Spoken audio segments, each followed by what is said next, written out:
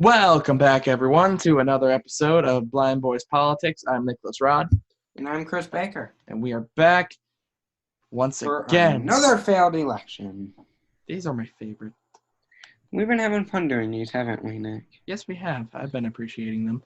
And we hope that you have been too. But this week, we have Miss Amy Klobuchar. Chris, take it away. Let's give you a little bit of information about Amy Klobuchar. She dropped out of the race March 2nd, 2020. She's 60 years old. She said in a speech, "Today I am ending my campaign and endorsing Joe Biden for president." She said at a rally here for the former vice president, she added, "He can bring our country together and build that condition of our fired-up Democratic base as well as independent." She goes on to say that it is a big victory for their party. She says, "We do not just want a little celebration for our party. We want a big win, and Joe Biden can do that for us."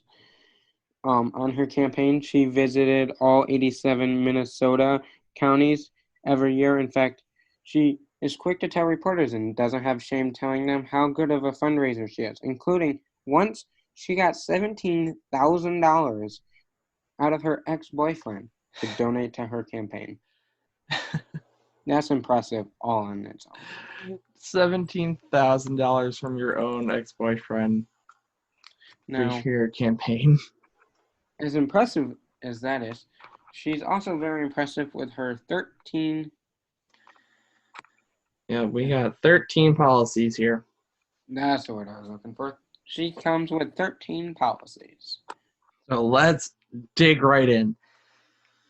So first, we start with number one. She wanted to introduce a $1 trillion policy rollout in March that would use federal funds and tax subsidies to update parts of the U.S., such as infrastructure. She wanted to repair and replace our roads, highways, and bridges. Says Amy will make smart investments to repair and replace our roads and highways, reduce congestion, upgrade America's over 50,000 structurally deficient bridges, fix the roads and bridges washed out by the recent floods in the Midwest, eliminate the pothole tax, and stabilize the Highway Trust Fund. A world-class transportation system will increase our safety and lower costs for commuters and businesses that depend on getting goods to markets. Provide protection against flooding and update and modernize our airports, seaports, and inland waterways. Also expand reliable public transit options and update rail infrastructure. That's not all. She wants to rebuild our schools and overhaul our country's housing policy. Give every household Wi-Fi by year 2022. Build climate smart and green infrastructure. Finally, $1 trillion later, she also wants to ensure clean water. That is an awful lot, but that's what you get for $1 trillion, hopefully. Yeah. $1 trillion is a lot to do. But moving on to her health care plan.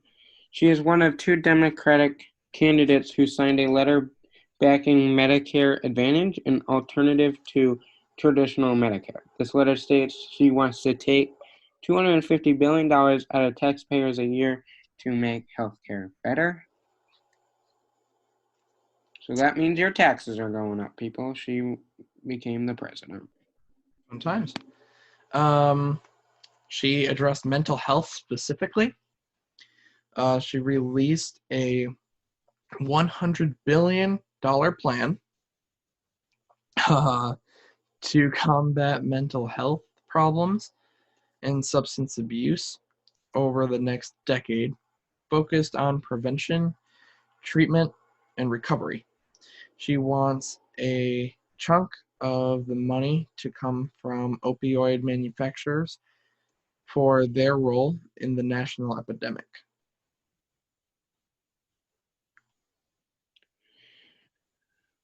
Good luck getting that money out of them. That's like asking Mexico to build our wall.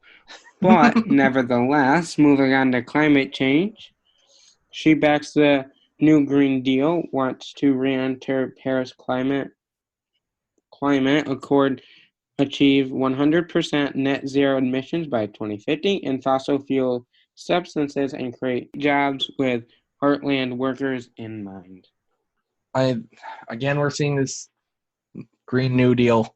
And if you've been listening so far, and all of you know my stance on the Green New Deal and how ridiculous it really is because of the pure pricing behind it all, to do all the research and all the installment of everything.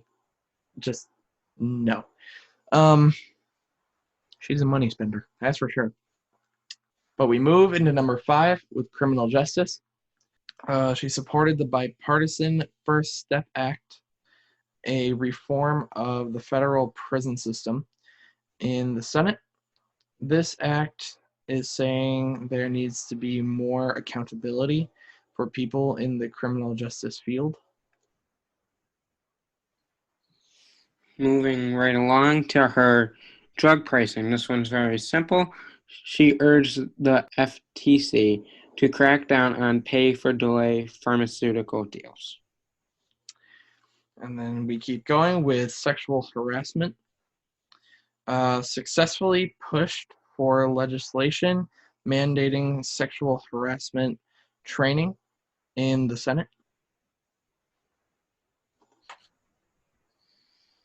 Her 8th policy is to do with data privacy. She sponsored a bill that proposed regulations for Facebook's data practices. She wants the lead sponsor of legislation that would regulate online political ads. Then we go into opioids. Co-sponsored a bill that would impose a 1 cent tax for each milligram of opioids in a pain pill. The funds for the tax would be used for substance abuse treatment.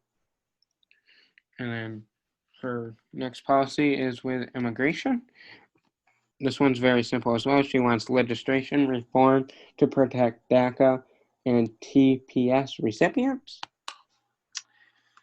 Then we go into gun control. Wants universal background checks to close gun show loopholes and to ban assault weapons, bump stocks, and high-capacity magazines.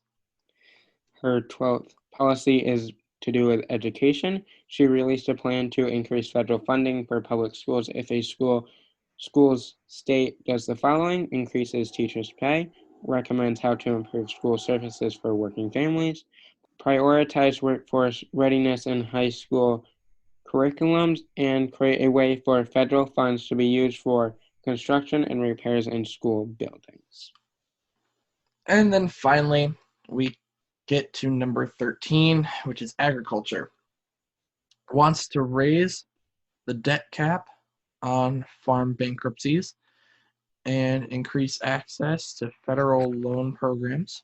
And those are her policies. Now, this lady, unlike some of the other people that ran for presidency, she was very detailed oriented. She had a policy for every issue that's going on. But I think where she fell down in numbers and polls and everything was that she wanted to spend almost $2 trillion in 2 years. Yeah, and well, beyond that, I mean, look at the Green New Deal. It's not popular. It's popular amongst the candidates, but it's not the people vote. Not the people's vote. And it's understandable why. If you look, there was an entire essay written about it that I read a while back when it was first being proposed. $13 trillion. I've mentioned this in past failed election episodes. $13 trillion for this Green New Deal to come through and be put into place and to be put into action. There's no way any country could pay that kind of money to put that in place. No way. Especially not our country when we're already so far in debt. Absolutely, I have to totally agree with you. She's certainly a spender. I would hate to see her credit card bill every month if it's based off of anything like she wants to spend the taxpayers' money. Slightly terrifying, if you ask me. And definitely, I think the major reason why she failed her election campaign. Absolutely. And that is it for Amy Klobuchar. Next week, we're talking about the one, the only, Mike Bloomberg. Fun times. In the meantime, as always, if you want to keep up with us on social media, you can find us on mainly Twitter and Instagram for the podcast accounts themselves. Twitter and Instagram at blindboypolitic. For us personally, you can find us on Twitter, myself at blinding_aura. That is at blinding_AURA. And for Chris, that is at C_Baker002. Baker, of course, as always, never changing, BAKER. All right, see you guys next week. Bye. Adios, people.